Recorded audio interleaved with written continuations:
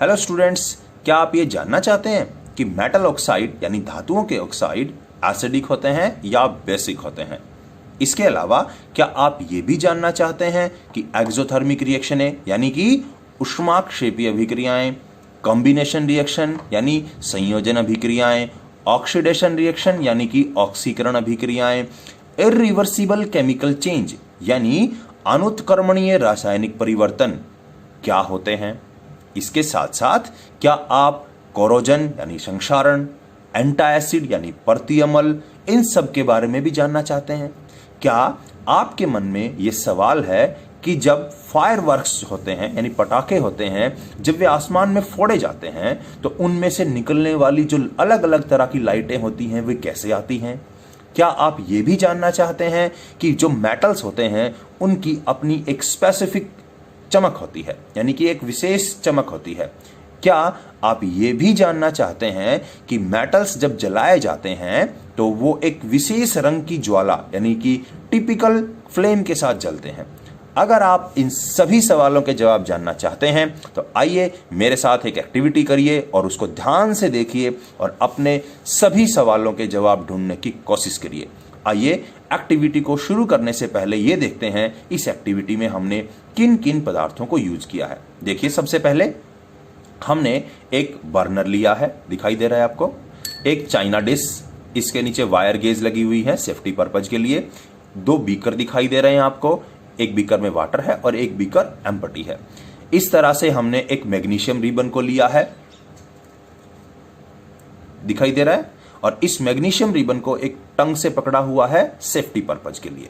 सारी चीजें आपको दिखाई दे रही हैं। आइए इन सभी सवालों के जो आपको बताए गए हैं उनके जवाब ढूंढने की कोशिश करते हैं। हमने मैग्नीशियम रिबन को एक तरफ से टंग से पकड़ा हुआ है और दूसरे सिरे को अब मैं गर्म करना शुरू कर रहा हूं। आप देख पा रहे हैं कि मैग्नीशियम रिबन का एक सिरा जो है हमने फ्लेम के ऊपर रखा हुआ है। धीरे धीरे आप देखेंगे कि मैग्नीशियम रिबन जलना शुरू हो गया है। अब आप ध्यान से देखें तो मैग्नीशियम रिबन एक व्हाइट फ्लेम के साथ जल रहा है। ये एक मैग्नीशियम की कैरेक्टरिस्टिक्स फ्लेम है, यानी मैग्नीशियम सफेद रंग की ज्वाला के साथ जलता है। इस तरह से और भी बहुत सी धातुओं को जब आप जलाते हो तो वो एक विशेष रंग के साथ जलती हैं। जैसे सोडियम को अगर हम जलाते तो वो येलो कलर की फ्लेम के साथ जलता, अगर मैं कॉपर को जलाता तो वो ब्लू कलर की फ्लेम के साथ जलता। इसकी जगह अगर मैंने आयरन को लिया होता तो वो ब्राउन कलर की फ्लेम के साथ जल रहा होता। मैग्नीशियम का मेल्टिंग पॉइंट ज्यादा नहीं है, इसलिए जल्दी जल गया। बाकी जो धातुएं होती हैं उनके मेल्टिंग पॉइंट बहुत हाई होते हैं। अब आप ध्यान से देख रहे हैं एक व्हाइट कलर का पाउडर सा बनता हुआ दिखाई दे रहा है। ये जो पाउडर बन रहा है ये मैग्नीशियम ऑक्साइड का पाउडर है। देखिए, ऊपर जो हिस्सा जलता जा रहा है उसको छोड़ के आप नीचे की तरफ ध्यान से देखें तो एक आपको सब्सटेंस बनता हुआ दिखाई दे रहा है जिसको मैं अभी चाइना डिश में रखने वाला हूं। ये मैग्नीशियम ऑक्साइड है। ठीक है, आइए रिएक्शन में बने मैग्नीशियम ऑक्साइड की जांच करते हैं। देखिए, इस रिएक्शन में जो ये व्हाइट पाउडर बना है ये मैग्नीशियम ऑक्साइड का पाउडर है। सबसे पहली बात जो समझ में आई, इस रिएक्शन के दौरान व्हाइट फ्लेम निकल रही थी, सफेद रंग की ज्वाला, यानी कि कुछ हीट निकल रही थी। तो इसका मतलब ये जो प्रोसेस है ये एक्सोथर्मिक है। ये एक केमिकल प्रोसेस भी है। क्यों? क्योंकि कुछ नया बना है। ये पाउडर शुरू में नहीं था, शुरू में मैग्नीशियम रिबन था और ऑक्सीजन गैस ली थी हमने। इसके अलावा ये प्रोसेस इरिवर्सिबल भी है, मतलब कि इसके अंदर जो रिएक्टेंट थे अब उनको हम वापस नहीं ले सकते। क्यों? क्योंकि ये जो पदार्थ बना है ये वापस मैग्नीशियम और ऑक्सीजन के अंदर नहीं बदलने वाला। इसके अलावा आपको और क्या समझ आता है कि ये जो प्रोसेस है ये ऑक्सीडेशन प्रोसेस भी है। कैसे? क्यों? क्योंकि मैग्नीशियम के अंदर ऑक्सीजन ऐड हुई है, तो हम इसको क्या कह सकते हैं? ऑक्सीडेशन प्रोसेस भी कह सकते हैं। तो यहां से आपने क्या क्या समझ लिया? एक एक्सोथर्मिक यानी कि ऊष्माक्षेपीय अभिक्रिया समझ में आ गई। इसके अलावा कॉम्बिनेशन रिएक्शन भी है ये, क्योंकि दो रिएक्टेंट मैग्नीशियम और ऑक्सीजन आपस में मिले और एक प्रोडक्ट बनाया, कॉम्बिनेशन रिएक्शन का एग्जाम्पल भी हो गया। इरिवर्सिबल भी है। इसके अलावा आपने केमिकल प्रोसेस भी देख लिया। आइए अब ये जांच करते हैं कि ये वाला जो ऑक्साइड है ये एसिडिक है या बेसिक है। इसके लिए हम क्या करते हैं, सबसे पहले इसके अंदर थोड़ा पानी मिलाते हैं। इस ऑक्साइड के अंदर थोड़ा सा पानी मिलाते हैं। ताकि इसका एक जलीय विलयन तैयार हो जाए। ठीक है, यानी कि कोई भी पदार्थ एसिडिक है या बेसिक है वो सिर्फ उसके जलीय विलयन में ही पता लगता है, क्योंकि जलीय विलयन के अंदर वो अपने आयन बनाता है और उसी से हमें ये पता लगता है कि कोई पदार्थ एसिडिक है या बेसिक है। समझ में आई बात? अगर आप प्योर ले लेते हो, मतलब इसका जलीय विलयन नहीं बनाओगे, तो आपको ये बिल्कुल भी पता नहीं लगेगा कि ये पदार्थ कैसा है, एसिडिक है या बेसिक है। ये हमारी एनसीईआरटी में क्वेश्चन भी है कि ड्राई HCl जो होता है वो लिटमस टेस्ट क्यों नहीं देता, क्योंकि ड्राई सब्सटेंस के अंदर आयन नहीं होते।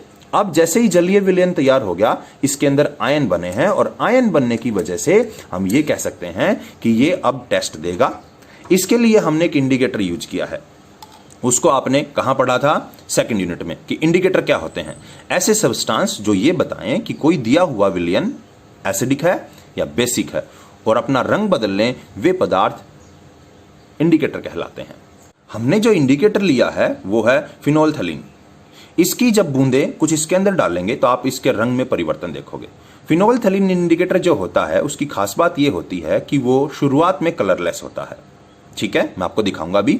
और जब इसको हम किसी एसिडिक सॉल्यूशन में डालते हैं, यानी अम्लीय माध्यम में डालते हैं, तो वो कलरलेस ही रहता है, यानी रंगहीन रहेगा। और अगर उसको किसी बेसिक सॉल्यूशन में डालते हैं तो उसका कलर जो है पिंक हो जाता है। तो ध्यान से देखिए अब इसके रंग में क्या बदलाव आने वाला है। अब आपको इस ड्रॉपर के अंदर फिनोल्फथालीन इंडिकेटर दिखाई दे रहा है जो कि कलरलेस है, दिख रहा है ध्यान से। अब मैं इसको इस विलयन के अंदर डालने वाला हूं और आप जो बदलाव हो उसको आप आसानी से देख पाएंगे। कैसा रंग आया? पिंक। पिंक कलर क्या प्रूव कर रहा है कि जो यहां पर मैग्नीशियम ऑक्साइड का विलयन था वो कैसा है? अक्षारीय है, यानी कि बेसिक है। देख पा रहे हैं पिंक कलर को आप साफ? तो यहां से हमने ये भी सीख लिया कि जो मेटल ऑक्साइड होते हैं वो किस नेचर के होते हैं? बेसिक नेचर के होते हैं। यहां से आपको दो धातुएं दिखाई दे रही हैं, एक मैग्नीशियम और एक आयरन। मैग्नीशियम जो धातु है वो आपको बिल्कुल फ्रेश दिखाई दे रही है, व्हाइट दिखाई दे रही है, जबकि आयरन जो है वो थोड़ा डल है। इसके पीछे क्या रीजन है? आयरन एयर में प्रेजेंट, हवा में उपस्थित गैसों के कारण ऑक्सीडाइज हो गया और अपने ऊपर एक लेयर बना ली उसने अपने ऑक्साइड की। मैग्नीशियम भी इसी तरह अपने ऊपर एक ऑक्साइड की लेयर बना लेता है जो कि व्हाइट कलर की होती है। अब कई बार यह प्रश्न आता है कि मैग्नीशियम रिबन को जलाने से पहले रेगमार्क से क्यों रगड़ा जाए। इसका जवाब यह है कि यदि हम उसको नहीं रगड़ेंगे, किससे? सैंड पेपर से, रेगमार्क के टुकड़े से। दिखाई दे रहा है आपको? सैंड पेपर से अगर आप उसको नहीं रगड़ते हो तो वो जलने में बाधा पैदा करेगी। कौन? मैग्नीशियम ऑक्साइड की लेयर। दोबारा सुनिए, यदि आप मैग्नीशियम रिबन को रेगमार्क के टुकड़े से नहीं रगड़ते हो तो वो जो लेयर बनी हुई है मैग्नीशियम ऑक्साइड की वो जलने में बाधा पैदा करेगी, हिंड्रेंस पैदा करेगी। इसलिए आसानी से मैग्नीशियम जले, हम उसको रेगमार्क के टुकड़े से रगड़ते हैं। एक और सवाल, क्या कि एंटा एसिड क्या होते हैं? ऐसे पदार्थ जो हमारे स्टमक में उपस्थित हाइड्रोक्लोरिक अम्ल को न्यूट्रलाइज कर दें, यानी उन पदार्थों को मैं ये कहूं वो बेस होते हैं, क्योंकि एसिड को कौन न्यूट्रलाइज कर सकता है? बेस। दोबारा सुनिए, ऐसे पदार्थ जो स्टमक में उपस्थित हाइड्रोक्लोरिक अम्ल को न्यूट्रलाइज कर दें, उन बेसिक पदार्थों को एंटा एसिड कहते हैं। तो यहां यह बात क्यों बताई जा रही है? क्योंकि जो मैग्नीशियम ऑक्साइड बना था, आपने उसमें जब जल मिलाया तो धातुओं के ऑक्साइड जल से अभिक्रिया करके मैग्नीशियम हाइड्रोक्साइड बनाते हैं। यह आपने पढ़ लिया था। तो जो मैग्नीशियम हाइड्रोक्साइड है वो एक एंटा एसिड के रूप में यूज किया जा सकता है। ठीक है, परंतु ये सब डॉक्टर की सलाह से यूज करने वाली बातें हैं। हम डायरेक्ट बगैर डॉक्टर की सलाह के कोई भी ट्रीटमेंट हमारे शरीर में नहीं लेते।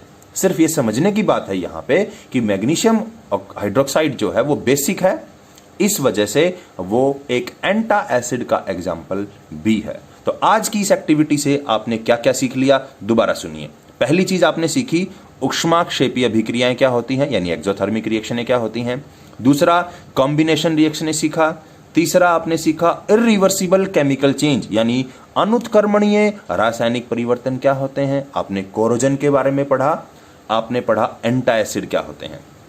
आपने ये भी सीखा कि जो मेटल ऑक्साइड होते हैं वो किस नेचर के होते हैं? बेसिक नेचर के होते हैं। इसके अलावा आपने ये सीखा कि धातुओं की एक चमक होती है, और यह भी सीखा कि जब धातुओं को जलाया जाता है तो वो एक स्पेशल कलर की फ्लेम के साथ जलते हैं।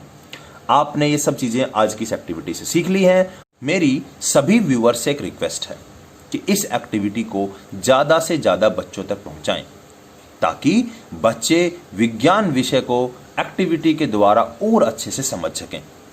वे न केवल समझ सकेंगे बल्कि प्रयोग से वे अपने कंसेप्ट को और मजबूत कर सकेंगे। वे जो चीजें लेसन्स के अंदर सुनते हैं, अगर वे उनको ध्यान से देखेंगे तो वे और अच्छे से विज्ञान विषय को समझ सकेंगे, विज्ञान विषय में उनकी रुचि और बढ़ेगी। तो मेरी आपसे स्पेशल रिक्वेस्ट है कि इस एक्टिविटी को ज़्यादा से ज़्यादा बच्चों तक पहुंचाएं, ताकि बच्चे इस एक्टिविटी का बेनिफिट उठाकर विज्ञान विषय को और अच्छे से समझ सकें। देखने के लिए धन्यवाद। यदि आपके पास कोई सुझाव है इस एक्टिविटी से संबंधित तो वो भी आप मुझे बता सकते हैं कमेंट करके। आपको एक्टिविटी कैसे लगी ये भी आप कमेंट करके बता सकते हैं। देखने के लिए धन्यवाद। Thank you.